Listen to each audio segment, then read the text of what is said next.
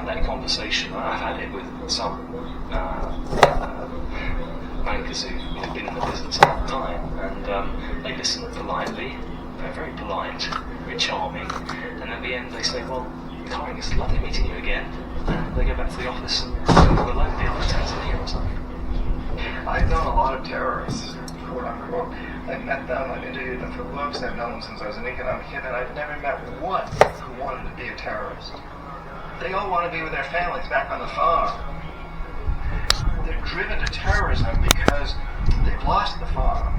It's been inundated with water from a hydroelectric project, or with oil from oil derricks. Their farms have been destroyed. They can't make a living for their kids. Or in the case of the Somali pirates, their fishing waters have been destroyed. And that's why they've turned to this. It isn't because they want to be pirates or terrorists. Now, there may be a few crazy people. There are a few crazy people with their nuts loose. There'll always be serial killers. There'll always be crazy people. Maybe Osama bin Laden was one of them. But they do not get a following unless there's a terrible injustice going on and people are starving and they're deprived, and then they will follow these crazy people because they seem to offer an alternative.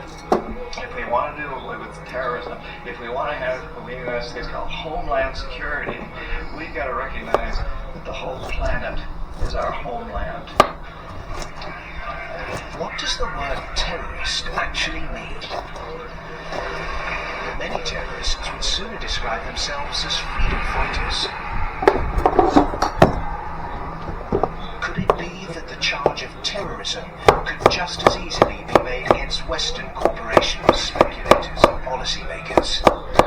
When we talk about terrorism, it means what they do to us, not what we do to them.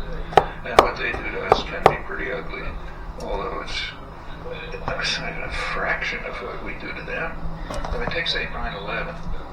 It was a pretty serious act of terrorism, maybe the worst single act of terrorism in history, but it could have been worse.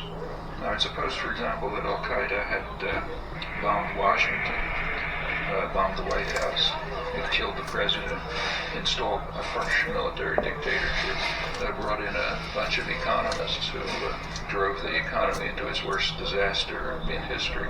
Well, that would have been worse than 9/11, and I'm not making it up. It happened. What's called the first 9/11 in South America, then in Chile. On the 11th of September 1973, the democratically elected Chilean president Salvador Allende was overthrown in a coup. A dictatorship under Augusto Pinochet was established that ruled Chile until 1990. There was the systematic suppression of all political dissidents. Thousands were imprisoned and murdered. Who was involved in that first 9/11? Well, it's not hard to find them. Right in Washington and London and so on. But that's off the agenda. Doesn't count. There's a principle of ideology that we must never look at our own crimes. We should, on the other hand, exalt in the crimes of others and in our own nobility in opposing them. The root causes of so-called terrorism will not be solved by increasing economic inequality. If governments really are serious about combating terrorism, then they must start with real structural reform back home.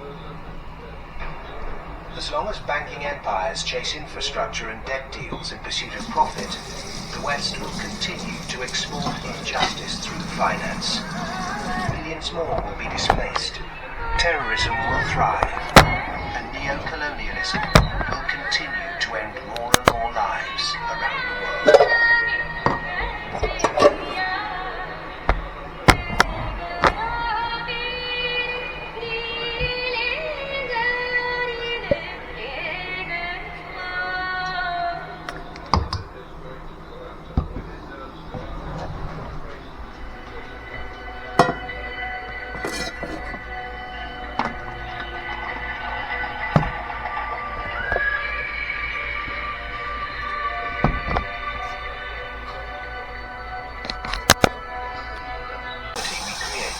Our self-interested economic system seems to be continually missing a trick.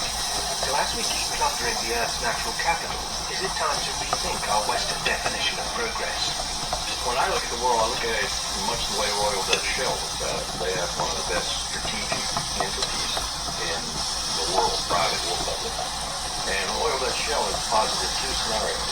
One is called Blueprint, and it's obviously a planned corporate structure where world leaders get together and they think about things like energy transformation, planetary warming, and dwindling fossil fuels and so forth.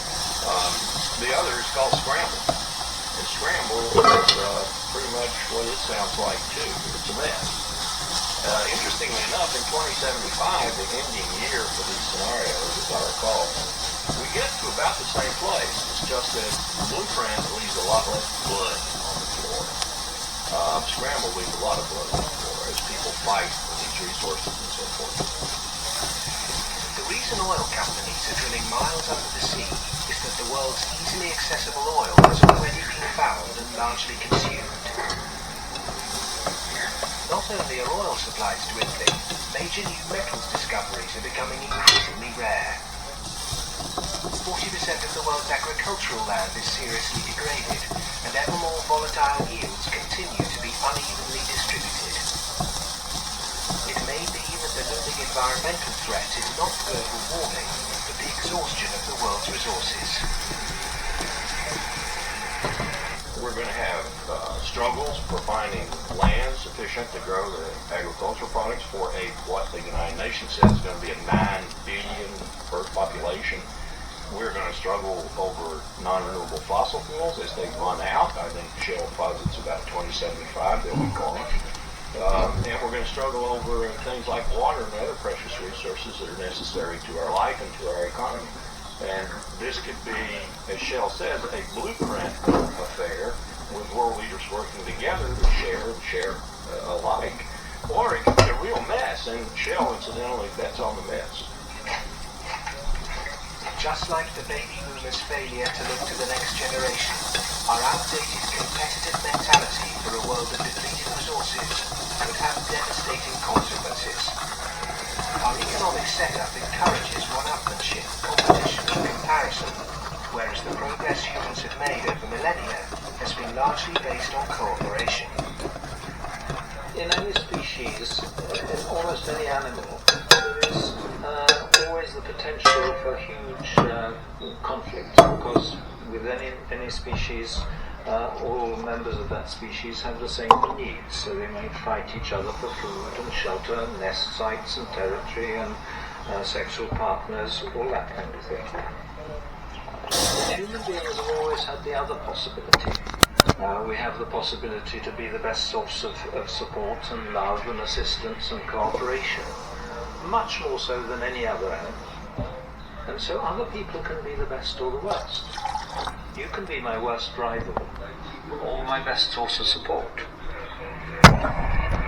Growth, and is approximately equal to new wealth creation. So as the net result of money, and gold is the only way to do that, because only gold is outside of the control of politicians.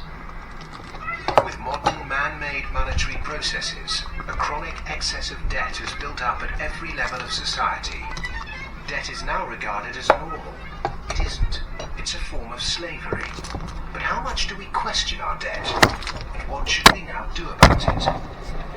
You are God-fearing, life-fearing. You can build a better world. So why are good people silent? Why are their papers going through? I have an interesting, I took some notes last night, and I'm trying to... Okay. Well, they're silent because they are, they're in a conflict of good versus evil. Yeah.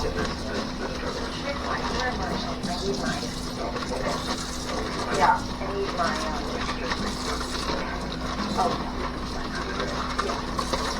What's happened to me is what's happened to people like Marion Ford, Deborah Von Trapp, Colonel Sabo Jen. Talk about Deborah Von Trapp for a second, because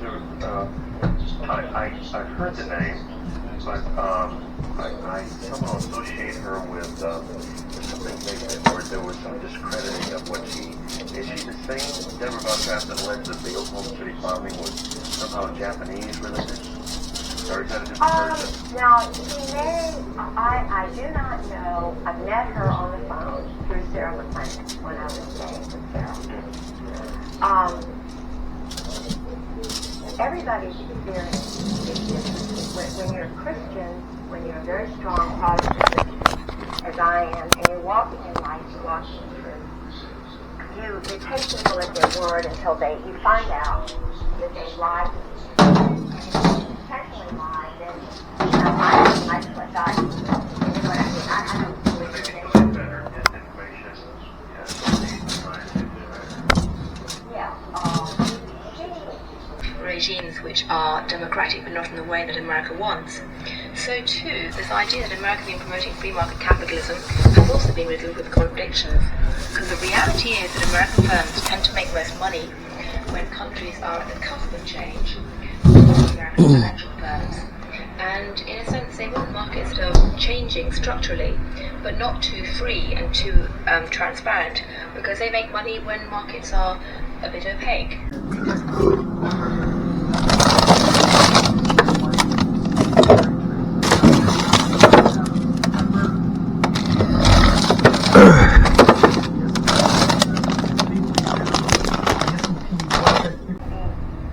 It's the most awful experience to have the one you want to love, the one you have made your commitment with, have you told, and knowing you experience die, it's horrible. And these wives, now I cannot say whether their husbands have done the same thing. I don't think they have, but what they train them to do is speeding along the highway. It's shock treatment is what it is. I've been told it's shock treatment. And they're driving along the highway, and you've got an important person meeting or an important party. You're all dressed up, or you're going to somebody's house. So he screeches on the brakes, provokes you in some way. You don't even want to fight. You say, "I don't want to fight." What is this all about? And he's just speeding up, going like 90 miles an hour. Screeches on the brakes, and then he gets out and runs. It's